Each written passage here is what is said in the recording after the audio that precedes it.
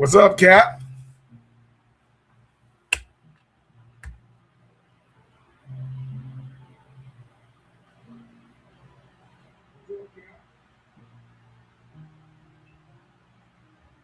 I can't hear you, Ron.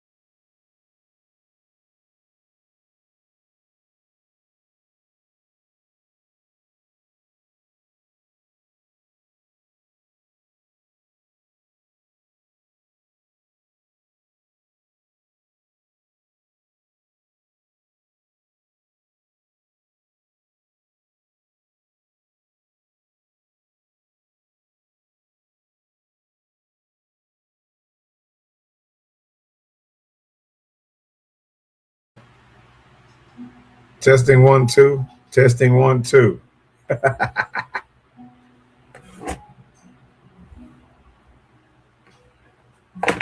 I can't hear you, Ron. I can hear me, but I can't hear you.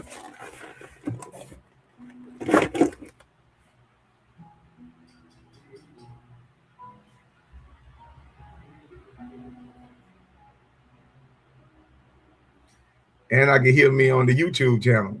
So, as my wife watching it in the living room, so I know I can hear me, but I can't hear you at all.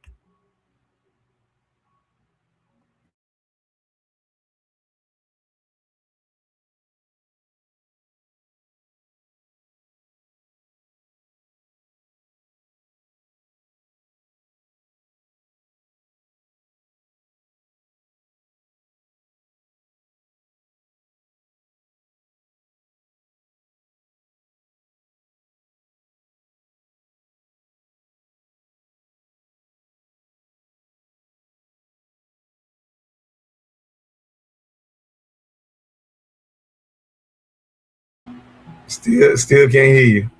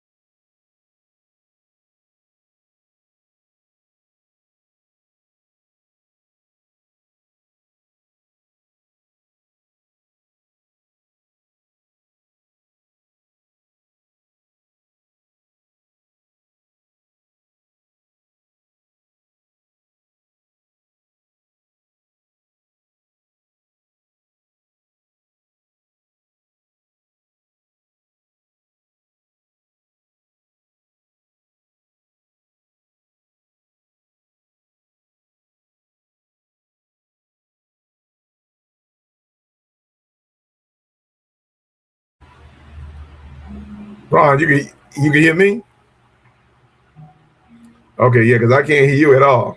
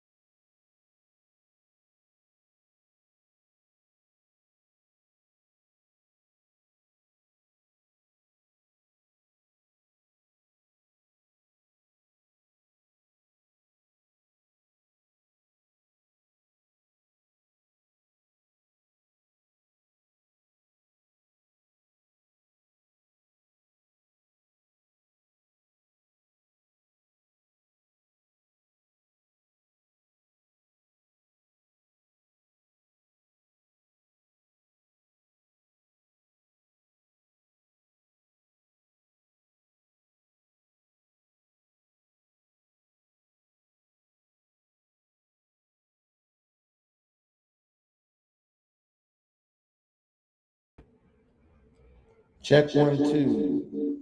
Check, check, check. 1, 2. I can hear you now.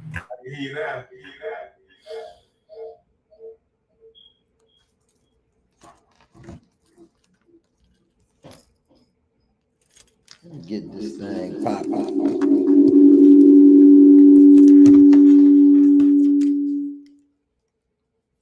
All right, here we go. Lightborn.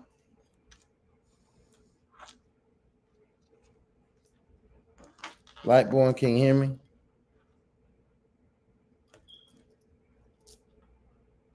Yeah, I can hear you. I just Okay. had to dot out for a minute. Oh, okay. Hey, folks. Hey, listen. This is what happens when you're working with technology. Somehow technology can work, and then all of a sudden it could go away, and you working in a no man's land. But we're here, we're back, we're ready to play, ready to get things popping, get the work done here at the Fatherhood Think Tank. I want to thank everybody who was sticking with us. I know people, technology things happen. When those kind of things happen, all kinds of stuff go down.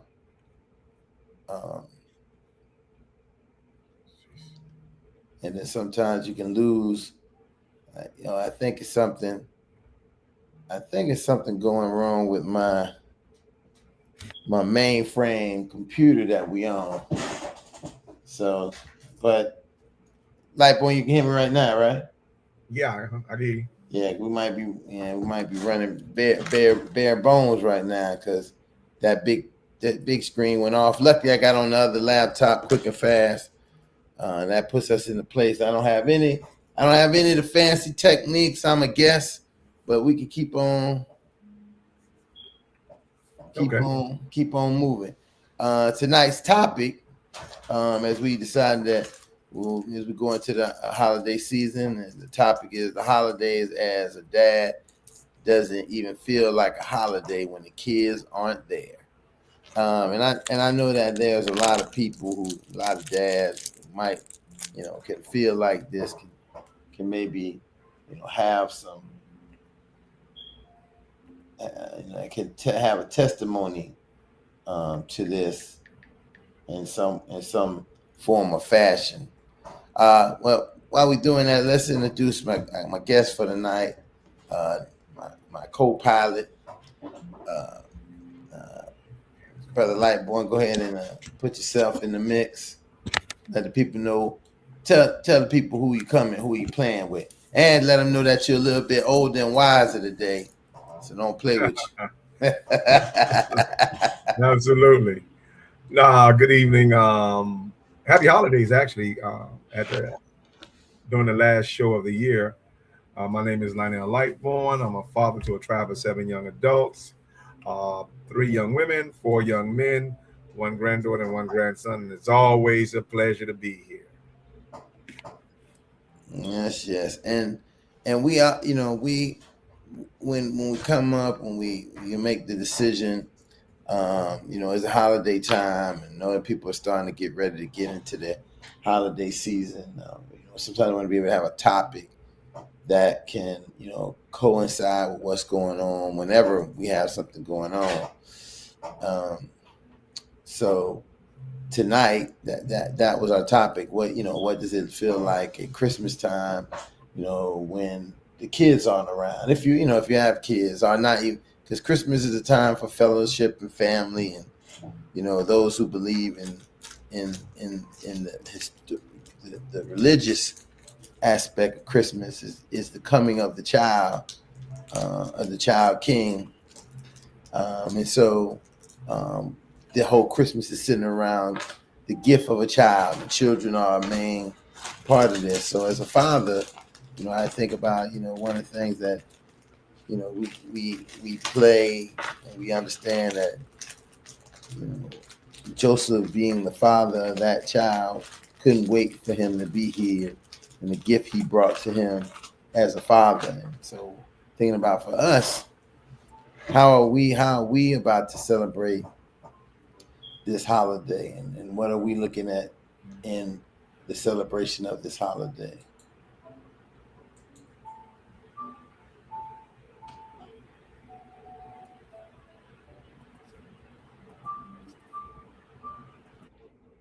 I know you can hear me still, right?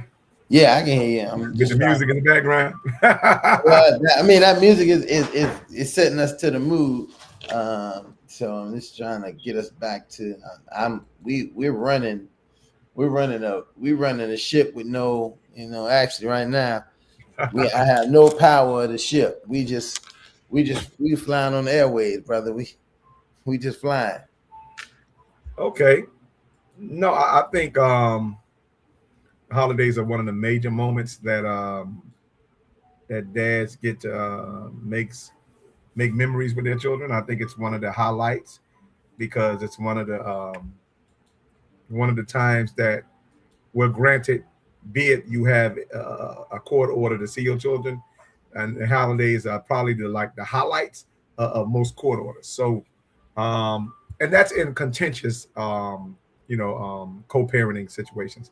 But in a cordial parenting situation, the mothers would love to have a holiday break from them children, and the dad becomes Santa Claus for both. So, I um, I always cherish the holidays, and particularly with our children, and because I think it was the greatest time. It gave me a chance to be a kid again.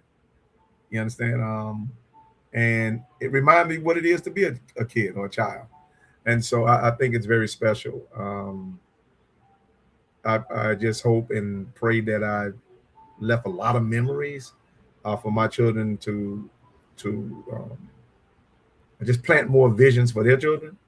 So our memories can become their vision for their children and stuff like that. So, yeah, it's a very interesting time of the year. It's a very neutral time of the year because it's people like what's happy or sad. I'm like it's both. You understand? You're happy for the children you have, but you miss the child you were, and so that's the dynamics when it comes to the holidays for me as a dad. But I'm gonna just keep talking because Ron, you just knocked yourself off, and and I'm just the only one on here, and so I don't mind talking to myself. You understand? It's a beautiful thing. And I'm going to answer myself because I'll be damned if I'm ignoring myself. Nevertheless, the holidays is something that I think give us a time to reflect um, on the people we were, the people we are, and the people we want to become. So I think that's for me, that's the spirit of the holidays. And again, it's something that's irreplaceable. It's something that's equitable, and I'm not just talking about with gifts, but the time is worth more than the gifts, and it's something that's I think I say irreplaceable, but if I didn't, it is very irreplaceable because you can only get the 2025 holiday. You won't get it back, and so that's how I feel about it. And that's the type of child and man I've become. It's the child that gave birth to the man that I am right now, and that within itself is just um, a miracle for me. On 34th Street, it might be a miracle on 51st Street. That's where I used to live. But nevertheless, it is what it is. So. All right, I got okay. Well, during that time, I got back control of the ship at least. We had to go in, log in on another computer, and get complete control again. So we're not gonna have any sponsors. We're not gonna have any of the. This is just an intimate conversation between me and Lightborn at this moment, because I don't have any of the things to put us in the play for all the fancy techniques that we have, but we're going to continue moving. So I'm back in control of the ship. I am the captain. I am the captain now. And with that being case, in that case, we're back rolling. Like when I was listening to what you were saying, I think that it is a time that as forefathers, especially fathers who may be sharing the co-parenting responsibility, are in that place to really have that time to spend with their child in a way that they don't really get in the regular day-to-day work time. And a lot of times people take that kind of for granted. I never take that for granted. I think that is definitely one of the things that can occur, is that you can find yourself caught in a situation where you're spending more time working, and not really being able to spend a lot of time with your children in the way that you would want to, being able to facilitate their growth, or just spending that, what I like to call that love, that time. And a lot of times people, really don't see it. They really don't understand it in that way. But I'm one of the people who definitely say, hey, if you got the opportunity, if you have the opportunity, cherish it, and you probably should try to do as much as you can with it when you get that opportunity. So I'm definitely hearing that tonight. But I want to think about fathers who don't have that ability, and how are they feeling, and what they may be going through, and how do they manage it. And I have to say, sometimes you have to just go and live. You have to go and as I tell a lot of people in my work, when they feel like the family they have is not really accessible, sometimes you got to go make a new family. And what I mean by that is not like people sometimes think it's thing, oh, go make new children.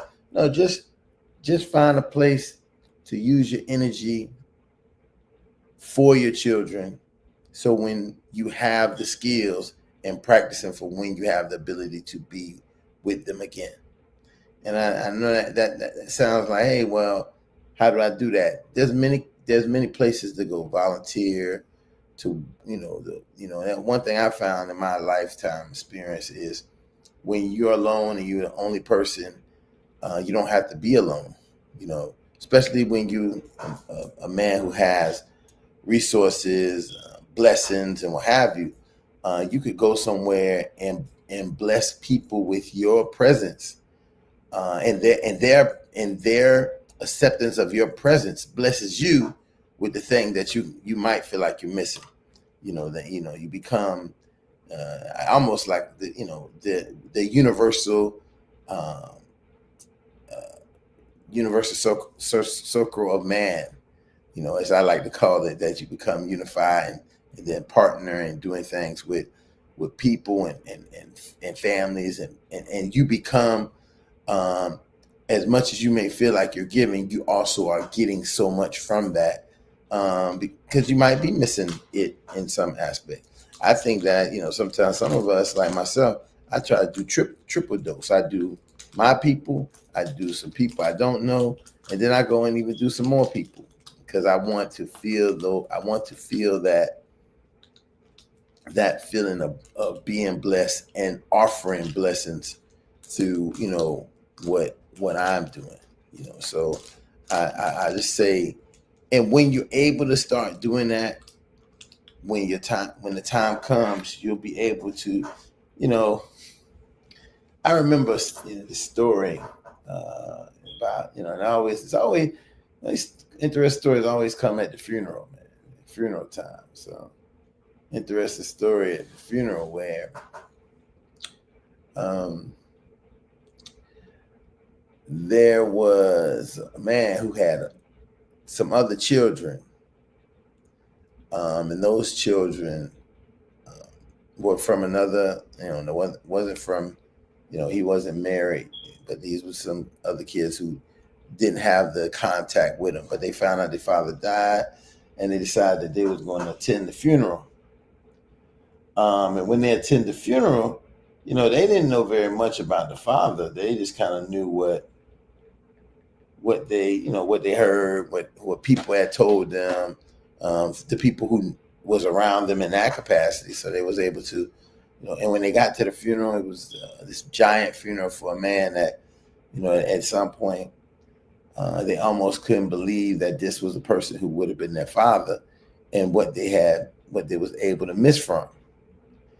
Now, what set this whole scenario off in the bigger picture was that, as the funeral was over and it went to the repast, and they decided to stay for the repast and meet relatives that they never knew and what have you, they found out so much about their father and his yawning and longing for them, because everybody already knew who they were. You get that fear, like, boy, people might say, ain't anybody gonna know me. These people don't even know me. They ain't gonna. But, this is what I would say to fathers: you make everything knowledgeable.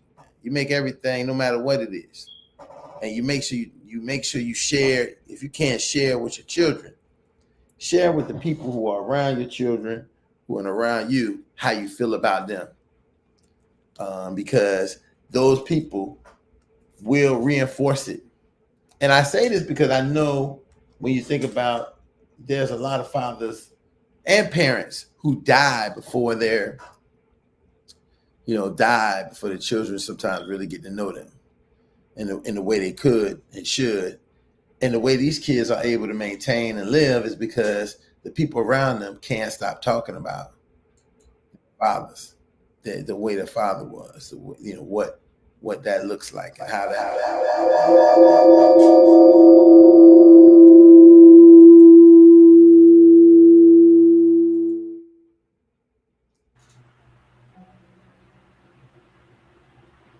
I can hear you. It's just you got an echo. How that works out. And so that's a big part of most of it. How's having this father work out and manage, begins to manage what you're doing and how you do things. And so in that whole thing, kids are being covered with fatherhood without the father being there, by the people who are connected to them, who can say, hey, this is how your father felt about you. This is what your father thought about you. And that, if there's nothing in the world to think that you don't mean nothing to somebody, and they talked about you every day.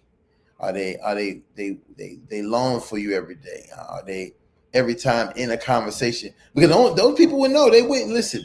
Those people are around you every day. There's nothing even more stronger than meeting siblings who say, Daddy really wanted to spend time with you and spend time with us. And I'm sorry that he wasn't able to, but just know that this is how he feels, and and I've seen that very many times. But I would prefer to see it where he don't have to be in the casket, and he can say it himself to the children when he finally get the opportunity. But you have to be ready. You have to already be working on that, and that's a big thing. I feel you have to be working on what you're going to say, how you're going to say it, how you're going to handle it, what's going to occur, and be ready to be the father in that situation. You can't be a kid with your kids. Can't be tit for tat. Can't say, well, you could have did this, or it could. Listen, the kids don't know nothing about that. But you're supposed to be the adult. Even though they may be adults now, you're supposed to be the adult. You can handle it in another way and make sure everything goes the way it's supposed to, as we hope it goes. So, Well, as it pertains to being a father during the holidays, um, I only see two options. You can make it. It can be stressful or it can be magical. That's how I see it. And the difference between being stressful and magical is a person's imagination, one man's vision. And so, if you are a person or you are a man with a vision or an imagination, good imagination, any holiday or any moment, any day can actually be magical, as mm-hmm. opposed to being stressful. I think um, where the disconnect comes for fathers is because we allow being stressful to override our ability to be magical with our children. And make no mistakes, think about it, we are magical because children naturally have that expectation of us. They believe that their father can do anything, and not taking away from the mothers, because the mothers do a lot of everything. And it's a difference between a mother believing a mother who do everything versus a father who can do anything, right? Mm-hmm. And so with that, you have if a man don't believe in himself, then he's already giving way to the being stressful. But a man who does believe in himself will believe in his children. If he doesn't believe in himself, he won't believe in his children. And so that's the difference between being stressful and magical. And I think we have a lot of power to be magical, because I've seen one, and I give credit rather, and celebration to my oldest son. I think when he was in between jobs, and his birthday, his daughter' birthday, which is my granddaughter, birthday came up, and what he did was he sat her down and threw her first birthday party with stuffed animals around. and he threw her a birthday with and her friends with her stuffed animals, and he made a cake and everything, and had a nice birthday party with him, his daughter, and the stuffed animals that was around. And I saw that, and that always um, not it made me proud of the father I was, to see the father that he became, but to Mm, see that he learned from the very thing I did with them. I taught him how to be magical, and he became magical for his daughter. So it doesn't matter what you have, it's what you're willing to give when it comes to not only just being a good father, but simply just being a good man. definitely, I definitely hear that. And it's funny you say that because Lightborn, that's the root of it. You know, I wear this bracelet on my hand, a big, big, chunky, hard piece of metal on my wrist. You know, pretty hard. And somebody asked me the other day, "Hey, why you always got a lot of jewelry on? But why would you have that? You know, you have a lot of jewelry. You're a jewelry kind of guy. Why do you have that? Because I can't take this off because what's written on it, and it says a man's strength is in his character. And if it's not just a piece of jewelry. It's also a daily reminder that's why I keep it on all times to remind myself of, you know, the things that I want to tell myself. You know, one thing to me important is character, like how someone sees your character, how somebody displays or talks about. And I think that it sometimes can be very troublesome to me when someone may be challenging somebody's character. Some people need their character challenged, but I think that, you know, I think it's very troublesome for men because sometimes the character may be all you really have. It determines what you would do. And I say this because I seen a movie. I was watching this movie yesterday, 2 days. I watched it twice. And I'm going to advertise it real quick. It's called Compliance. I don't know if you ever seen the movie Compliance, Lightborn. No, okay. And it's Compliance. You know, if you got Tubi, you know, here's my Tubi advertisement because, you know, Tubi is my favorite streaming network. Even though Murdoch run it, and I know he's tricking us with all the black with all the black film, getting us sucked into it, but it's a great place to watch some really good film. But this is like an independent kind of film, kind of made of events that really happened. Maybe not this exact story, but really happened. But it's about compliance and the compliance that we have, and we have to do certain things when we get caught up in the world that we live in. So again, if you get an opportunity, check it out. It's called Compliance. You can catch it on Tubi, definitely. I know for sure. Go right on there and watch Compliance. But I bring that up because in this, there's a couple men in this movie, and there's a challenge on their character because they're being told to do something from an authority, and we understand how complicated that can be for us. How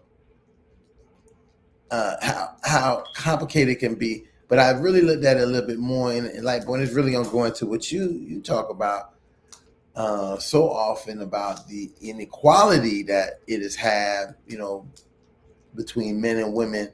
You know, women have a nature to be compliant. It is socially constructed that, oh, you comply to the authority.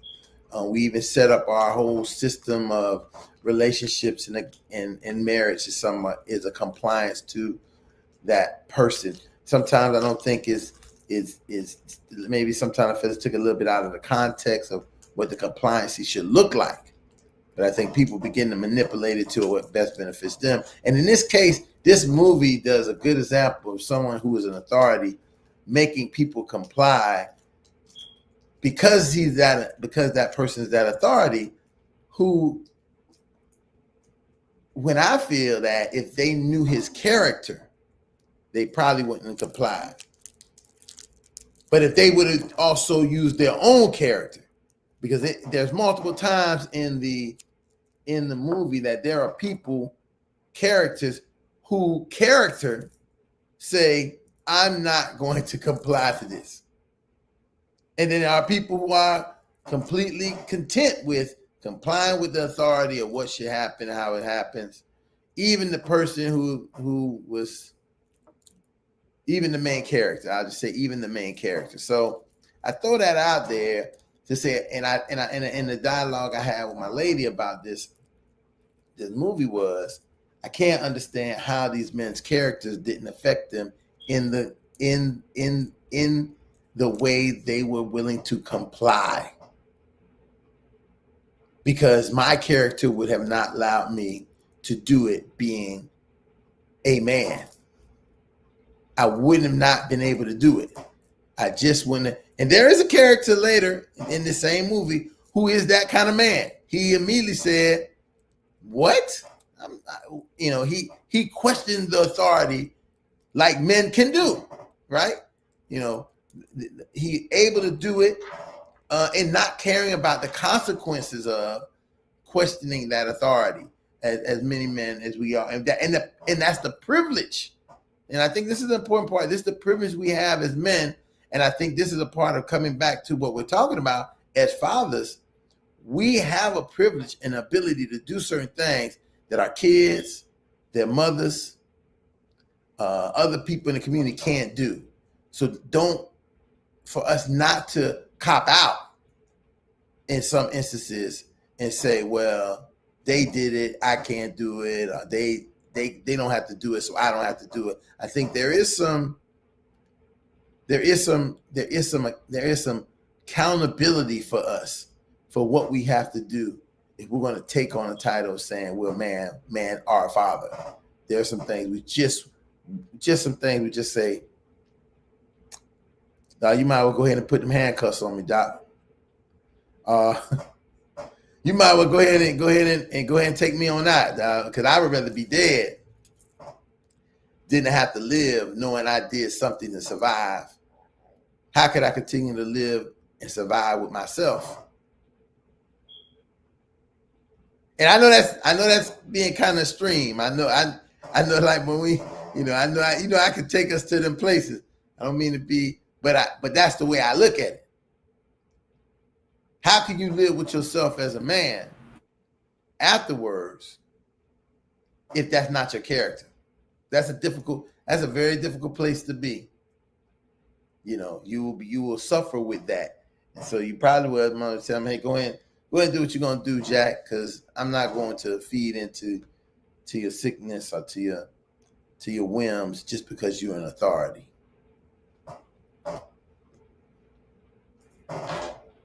Well, I was thinking about in another area when you said character.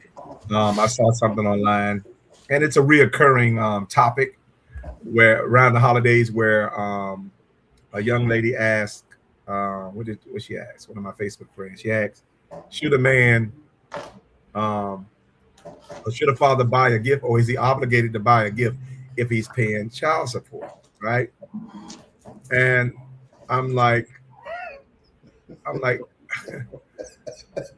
I'm sitting here because I'm sitting here thinking, like, woman, I said, you're saying things because you're probably on one side of it, right? You don't understand the other side of it. I said, if any man really answer it, it should be yes or hell yes. Why? I say because the reality is I can never do enough for my children. That's the proper answer for me. I can never do enough for my children. So I'm like, child support doesn't even scratch the surface of what I can do, and most importantly, will do for my children. Right. And so I'm like, it's like giving money that somebody made me give. You understand? Doesn't override or compensate for the monies I can give. And that's the moments I can't give. And so It doesn't compensate for spending Christmas in Orlando, right? Right. Mm-hmm. It doesn't compensate for, so because if you understand money, you understand money is currency, and this is a very old adage I'm getting ready to use, but it's true. Money is currency, and so if you don't know anything about current exists to move and refresh you, right? It moves and refreshes the ocean. It replenishes the ocean. That's the whole purpose of the current. But I'm like, Right. okay, money's the same thing. Money actually supposed to refresh relationships and circumstances. That's what it does. That's why when you pay your bill, it refreshes you for the next month. So that's what it's supposed to do. That's why it's currency. And Right. so when you see it like that, you start to understand what money is. Because I think a lot of times we don't really understand what money really is. And so we start to make it master as opposed to mastering it. And anytime money become a master to you, you understand it to be a master of you. But when you master your money, you understand, then you'll start to establish and build a legacy that you really, or particularly you and your children deserve. So that's a lot of times when you still have the child support. And I think a lot of times we make child support really bigger than what it is. And so get into this um, superficial power struggle, right? About what it is. And I'm like, listen, there's nothing to compare to my capabilities of taking care of my child. And you can't put um, a child support order should never threaten your abilities or your capabilities of providing or taking care of your child, no matter what the day is, especially during the holidays. And so remember what I told you, holidays for a father could be stressful or magical. And that's one of the biggest issues that stop men from choosing to be, well, make men choose to be stressful, more stressful than magical when it comes to their relationship with their kids during the holiday. I see Jimmy just jumped on. Good night, brother. Welcome to the Fatherhood Think Tank. Jimmy, just introduce yourself, how many children you have, and I guess you obviously been listening to the dialogue. Maybe you have something to say, or maybe you don't. Maybe you just came to sit in the room and listen. It's up to you, brother. This is have it your way. It's like Burger King. Yeah, I have 3 kids. My youngest is 6 years old. I have my daughter is 6 years old. I have a son that's 7 years old, and I also got another daughter who's 9 years old. Currently married, currently in jail. Nah, I ain't gonna say in jail. It's a joke. Not I was gonna say you in jail. It looks like you got a uniform on, officer uniform. What jail you in, bro? He gonna be in jail. Keep it up. No. I'm happily married. I should say I'm happily married. I've been married for I've been with her since. We've been together 17 years. I've been married 10 years. And I was just hearing about the fatherhood. I think one of the things that if I didn't quote you on that, as far as what you were saying, as far as child support, once it shouldn't affect somebody's livelihood, in order to provide, because that's one of the reasons of child support is trying to make the person's provide, but now it's doing the opposite. You're restricting the person, which doesn't make any sense. You want to suspend their license. You want to put them in jail. You want to basically you hindering to move life, so it doesn't benefit. It doesn't benefit the male. So for somebody to be on child support, or for a woman to put somebody, sometimes it's needed, but majority of times, in my opinion, can be resolved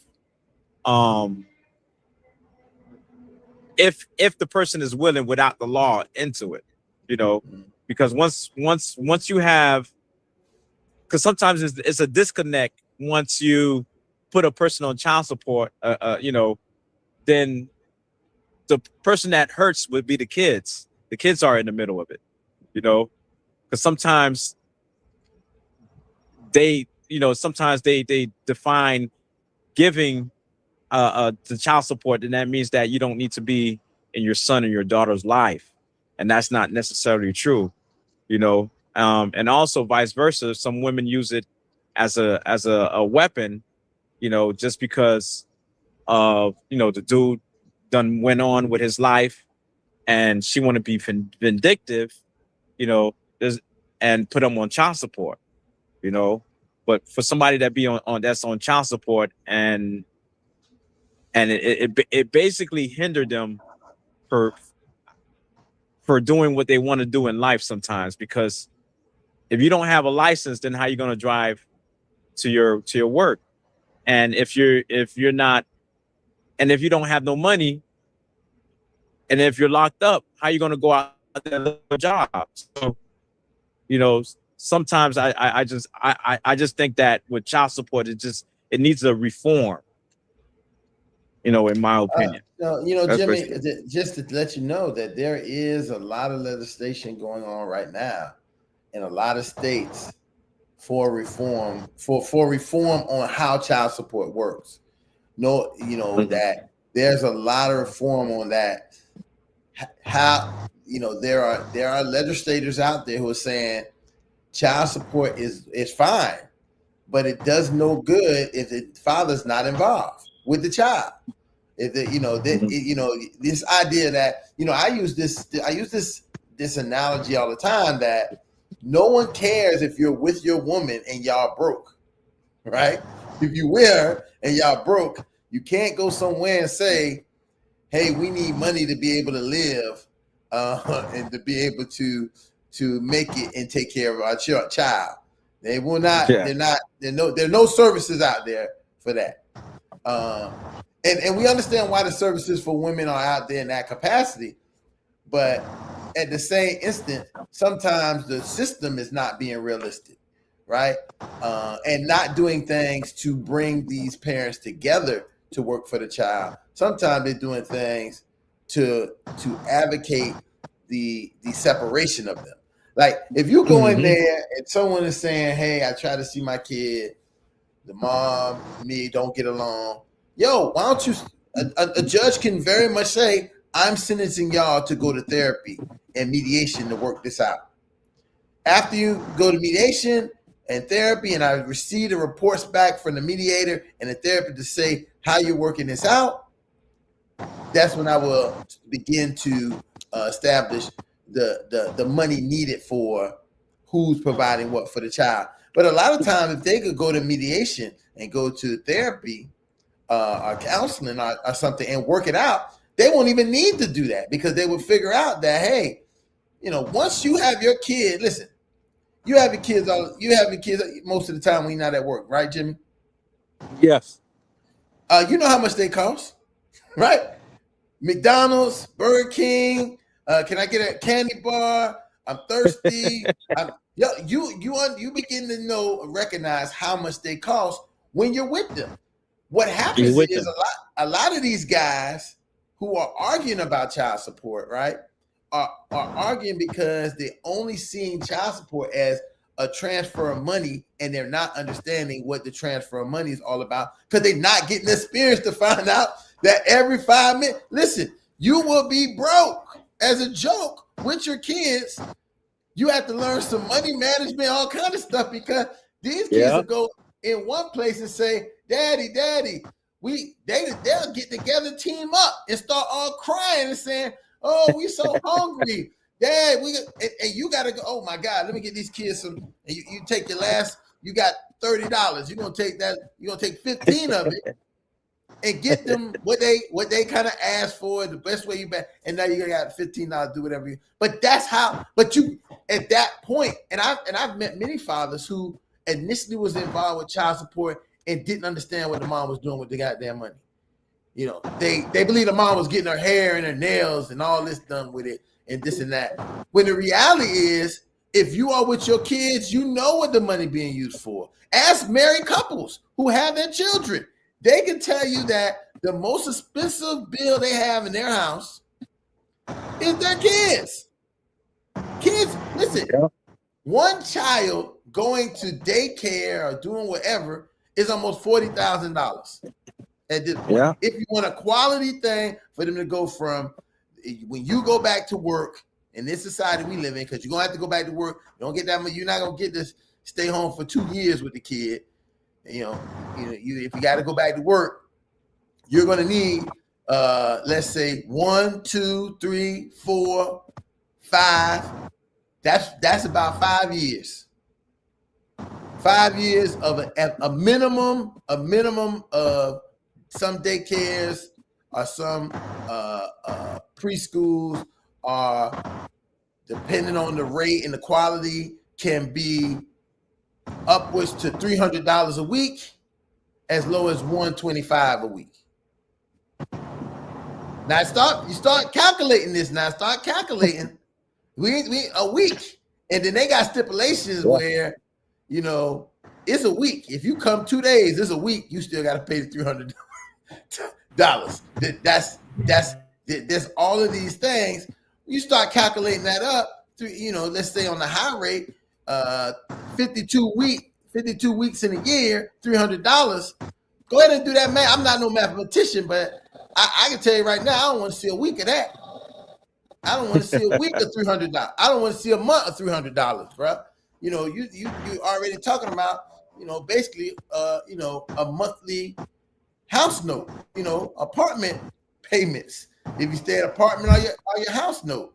So these are the kind of things that families and fathers, especially prospective fathers, need to be thinking about, instead of just, saying, I'm going to work it out. I know what I'm going to do. I got it all figured out. They need to be able to recognize that, hey, there's a lot more to this and the money is really, you'll find out, the money is the least important thing in this whole scenario, because your child can be completely poor and be the richest kid in the neighborhood with your love.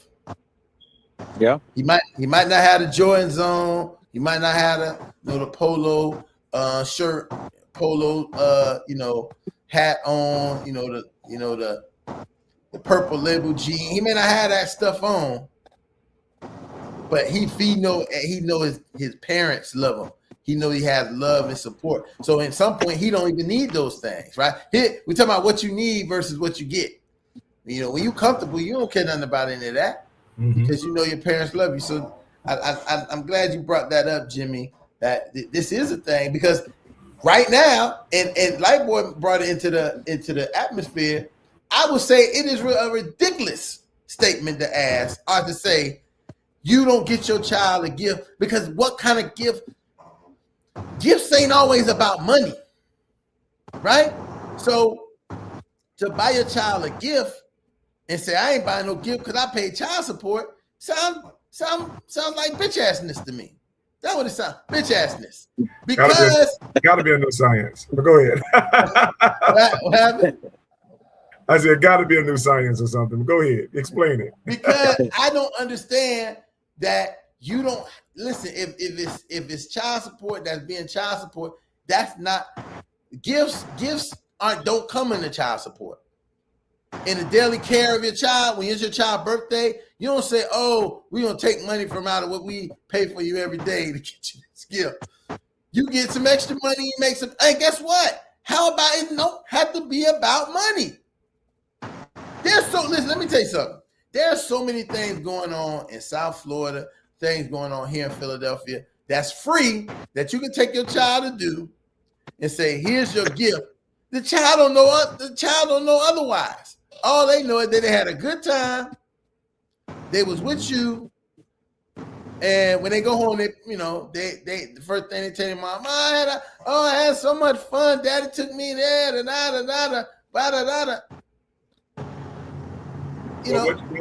You just explaining, but you're getting back to my point. You're talking about being magical again, right? When you talk about when the memory is the greatest commodity, right? And so with that, we have to bridge the gap, because right now the big thing going on right now within our communities and culture and within the country as a whole is financial literacy. But you got to understand there's a correlation rather between financial literacy and guess what? You ready for this new terminology? You're gonna love this, Jimmy. You ready for it, Jimmy? I'm ready. I'm ready. Parental literacy. Mm. Big Parental literacy. Correct. Wow. So the more you understand, if you understand, and then be honest, if you get and take a class on parental literacy, you will start to master the art of financial literacy. Because you can't, if you love somebody, you can't help but become a genius at providing, surviving for them. You understand? That's the science of providing and survival. And so if you're not in a relationship and you're not willing to attempt the relationship because you think the problem or the child support is too big, you understand? And you got people that make child support into Godzillas. What I'm like, I've seen the let me be clear. I'm like, let's be very clear when it comes to child support court when you're going, and I need the guys to listen to this. Do not go in there telling the judge that your contribution comes in birthday gifts and Christmas gifts. It's not count at all. It counts for zero because they count it as gifts. Right. It counts for zero. It doesn't count at all. But when the first thing they're gonna ask you is how many overnights you have.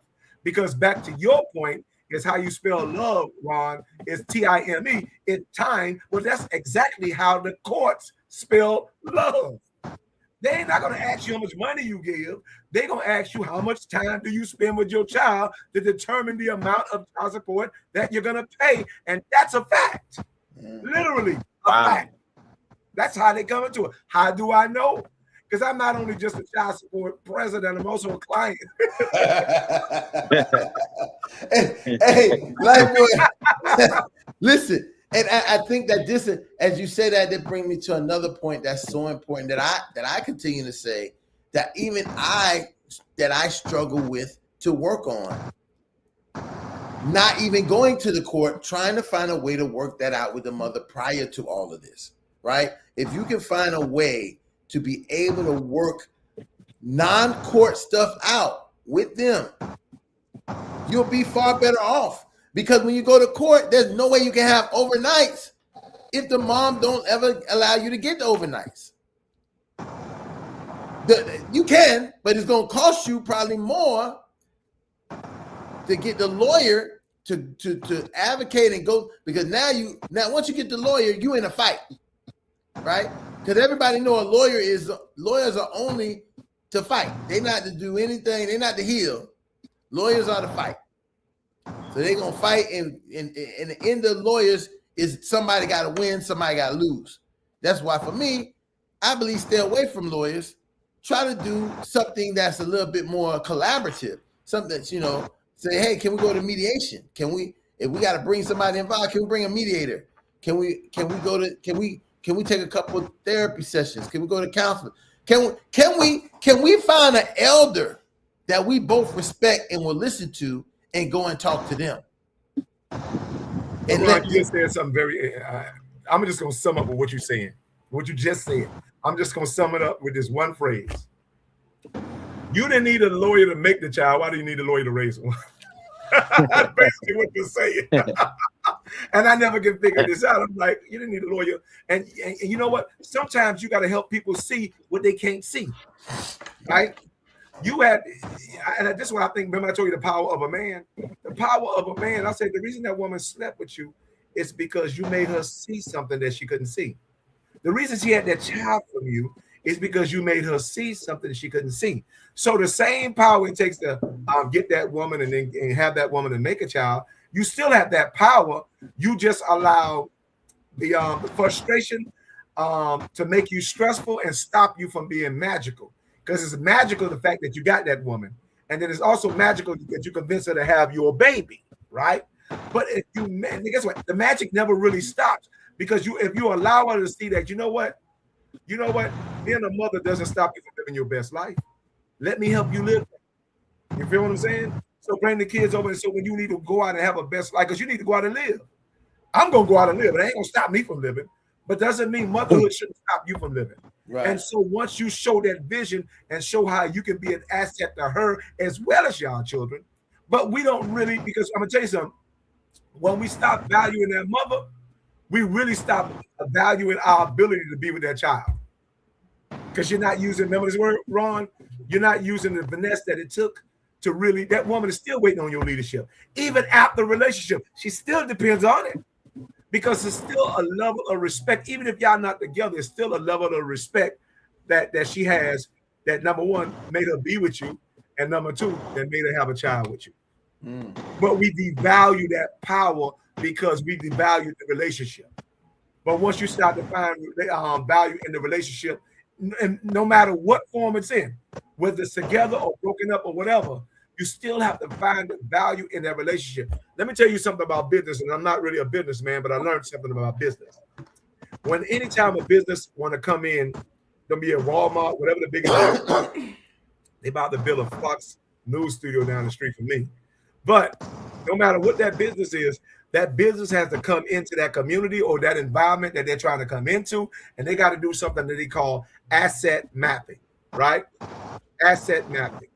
And so asset mapping is simply finding out what are the valuable things in a relationship that will benefit you and the people you serve versus the deficits. And I think too many times between mothers and fathers, we look more at the deficits and not the assets of each other. And that's the problem. And is this how we got child support? Child support was advocated for years. And I'm going to be honest with you, since I know the history of it, I understand why. Right? Because you got to remember, racism, or better yet, sexism is like racism. And it comes with this level of reparational demands and different laws that protects it from being vulnerable and protect people from being victimized. And so in reality, because of sexism, this is how you give birth to child support, because sexism is real, just like racism is real. And so we have to see both actually.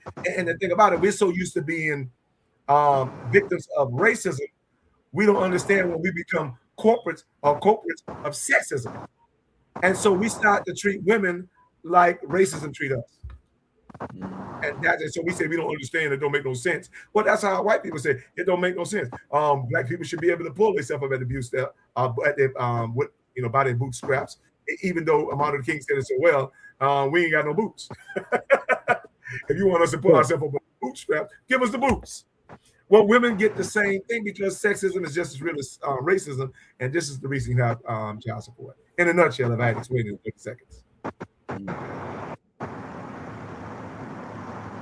So yeah, listen, as we right here, let me go in here for a minute and just take a quick break, because I'm back on. I really want to, as much as possible, always recognize our sponsors who support this Fatherhood Think Tank. Our first sponsor is our favorite Zeta Chi chapter, Fort Lauderdale, Bruss, Zeta Chi 1954, Omega Psi Phi chapter in Fort Lauderdale, Florida. Definitely, they've been here. They are a proud sponsor of the Fatherhood Think Tank. So I definitely want to, I seen Vaughn on here earlier, but something must have happened that made him kick off. He is the president of that chapter. So just want to send our thanks for the support that they offer us as a medium for men and fathers in the community every day. We definitely want to thank, and I hope we see him soon. Our other big sponsor, Jag, attorney at law, Miami-Dade, Broward County, West Palm Beach. He is an attorney in the South Florida area. If you're looking for an attorney, looking for someone to handle your law case, you definitely can go and look up his information. Is Johnny A. Gaspar Esquire. His email is johnny.gaspar@jag1law.com. His phone number 305-872-8087. And if you want to, go on the website, check it out, www.jag1law.com. proud. He's not just he's not just a sponsor. He's also a member of the Fatherhood Think Tank. So definitely, as he's out there, and if you want to thank him for his tireless support of the Fatherhood Think Tank, and also say if you're looking for an attorney in South Florida, that Johnny Gaspar may be your man. So go and look him up. And just one more thing I want to put out there, especially right now, being as the holiday time is the time when we may be feeling like this topic is talking about. The Fatherhood Call Center is a helpline for dads. Numbers 1-877-4-DADS-411. Offered by the National Responsible Fatherhood Clearinghouse and Fathers Incorporated. Listen, fathers, if you are out there, you may be sitting on your couch alone for the holiday and not, not having an opportunity to come to the Fatherhood Think Tank because we're going to be on vacation to kind of soothe through it. Hey, there never can be a reason not to call the hotline. Call the Fatherhood Call Center. They're there 24 hours a day. Someone is there. Get your call. Talk to you about what you might be having going on, and being able to kind of give you the kind of support you may need going through whatever you may be going through it as a father. And if you maybe say I don't feel comfortable, hey, just wait. We'll be back in January. And you can come right back on the Fatherhood Think Tank, and we'll try to give you that support and put our arms around you like you really need. Because I think that's one thing that we here Fatherhood Think Tank is about, is not only the thoughts that come out of our mind, but the support we give to your body. I don't know if that sounds. I don't know if I need to say pause behind that, yeah. but. It is a human thing that men and fathers don't get to support each other in a way that's tangible a lot of times. And I think that is an important place to be able to know that there are men and fathers out here who face just what you face, and maybe face more and can help you understand. The road you're traveling is not one that you travel alone. There are many men and fathers out here doing the same thing, and some who might can show you there's another way to do some of the things that you're trying to do. Based on what their experience and what they have experienced. So again, that's another part. I just wanted to make sure I put that out there again. For Fatherhood Call Center helpline for dads. 1-877-4-DADS-411. Fatherhood Call Center.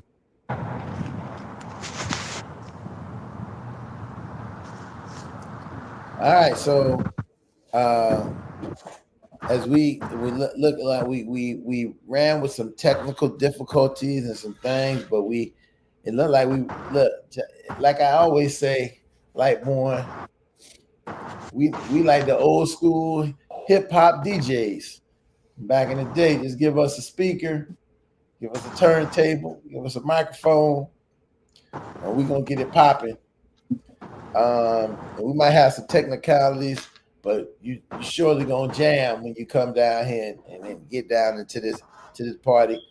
Jimmy, I definitely want to thank you for joining us tonight. I see you out there, and I wanna point out something in reference to what Jimmy's doing right now. This is what fathers have to do. Jimmy, I know you at work, right?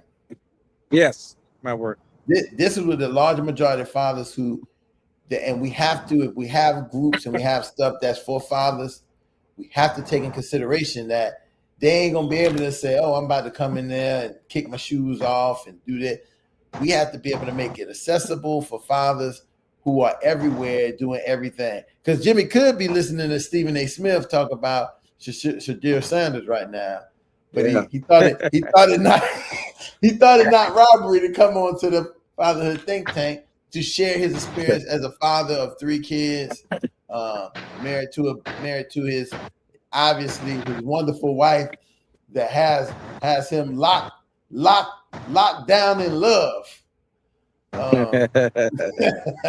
And But you know what? It's something Jimmy not saying about the whole situation. And this is what I love about it, because this is when character plays a big part in this. So I'll say it for you, Jimmy, because you won't say it for yourself. And you shouldn't have to say it for yourself, because somebody else knows it in the room. They'll say it for you. Jimmy is not only just working a job, but Jimmy is working a job for a company that he owns. You understand? And so it takes a certain level of humility to not only just be the owner and the boss of that company, but actually do the work if you have to do it. You understand? If it calls for it. So he's never too good. He knows how to be the boss, but he also knows how to be the help to what God has blessed him with. Jimmy, what's the name? Jimmy, what's the name of your company? Go ahead and put it out there. So if they need the services, brother. Don't ever take a moment not to plug yourself, brother. Thank you. It's called Hawk Security Services. Matter of fact, here's the logo of it here, right here. Hawk Security Services. And where you I provide. Well, go ahead. Where you based? Just tell us a little bit about where you based at, how people can get in touch with you, the whole 9 yards. My office is located in Oakland Park. That's in Fort Lauderdale, but most of my contracts are located in Miami.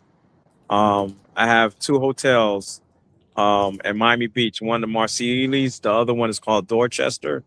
And I also service the Orange Bowl committee, which is where I'm at right now at the main office, the Orange Bowl. Okay. I provide security guards. I also do private events too as well. I also do big arenas as well. My background with how I started, my first contract was with Inter Miami. Well, actually my first contract was Cafe Iguana. Cafe Iguana. You wasn't one of the people calling what police department that is to come tow our cars when we was inside Iguana having a good time. Pembroke Pine towing people's cars while they're in the club.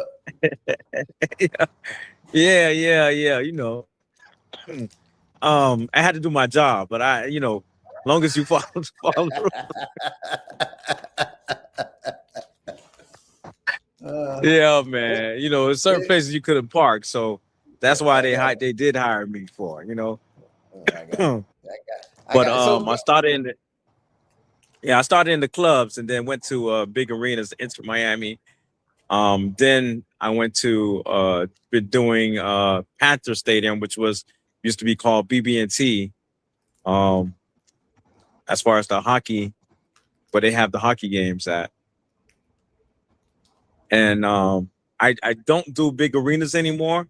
So I do like hotels, condominiums, apartment complex, plaza, things of that nature.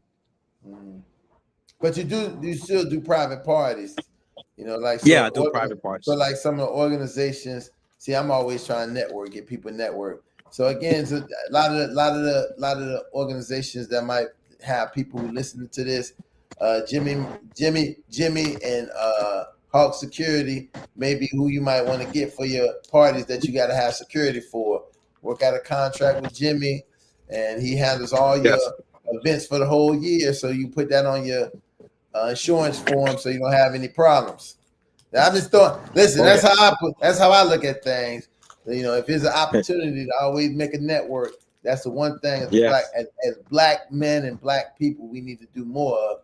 Put our people in some places that they can shine. And sound like Jimmy, you shining bright like them lights in the background. Once you get an endorsement from Lightburn, I know he don't endorse. He don't get too many endorsements that ain't righteous in the right place. You're not gonna endorse no shady business. So one thing I know, if I worry about anything, if Lightborn tell me, I say, hey, let's go, let's push it. Let's go ahead and push it right now. If Lightborn tell me, that's the faith I have in that. I have faith in my friend and my brother.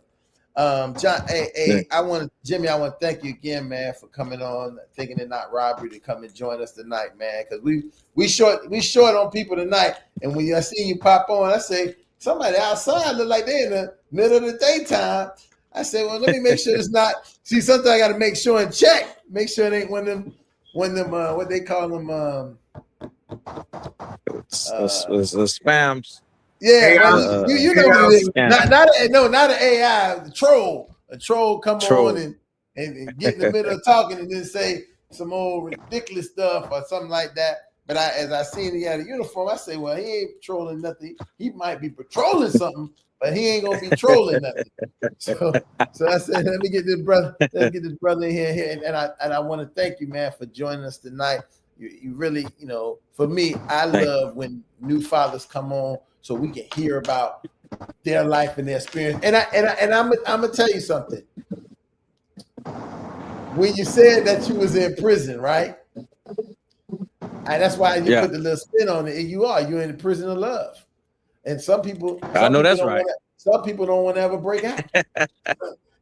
I like that. So it's not always have to be. That's my thing. People like to say everything got to be negative. Not everything got to be negative. We can use negative words and have more positivity than we can ever use anytime. That's the way I look at it. Let's make everything positive. Yes. Man, I want to definitely thank you for being here tonight with us. You really lit up the think tank. And again, if you are looking for security services in South Florida, how far up and down you do South Florida? How far up top you go? I go all over the state of Florida if possible. So the money, okay. Yeah. If the money talk, the cars get rolling. I got you.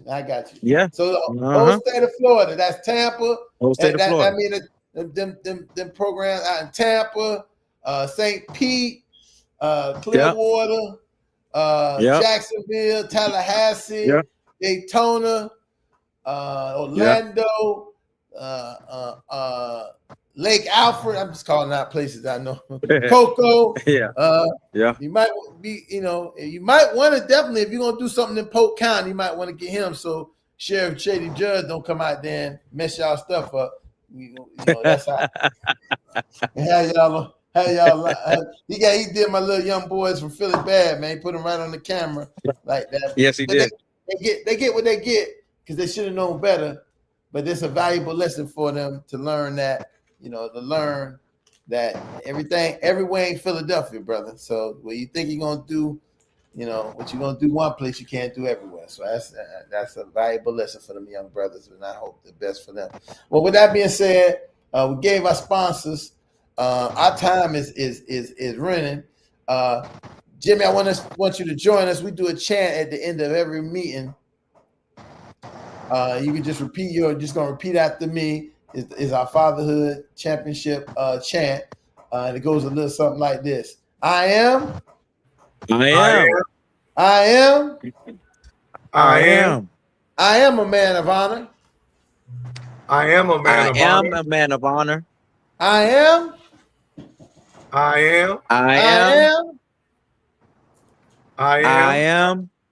a man of courage. I am a man of courage. I say I am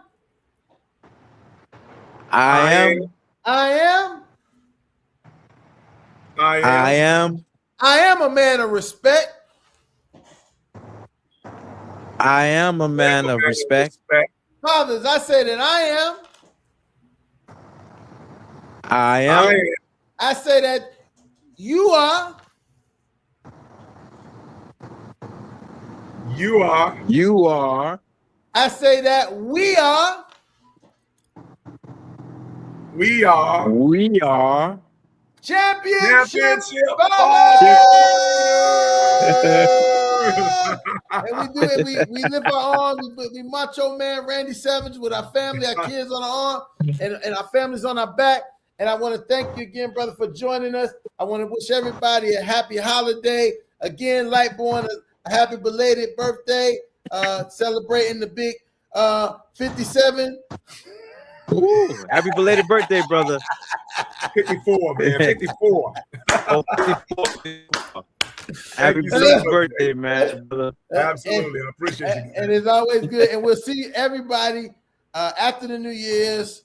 And back in January, the probably it'll be the second Tuesday of the month in January. And we'll see you all back here at the Fatherhood Think Tank. Be safe till we see you again. Good night. Okay.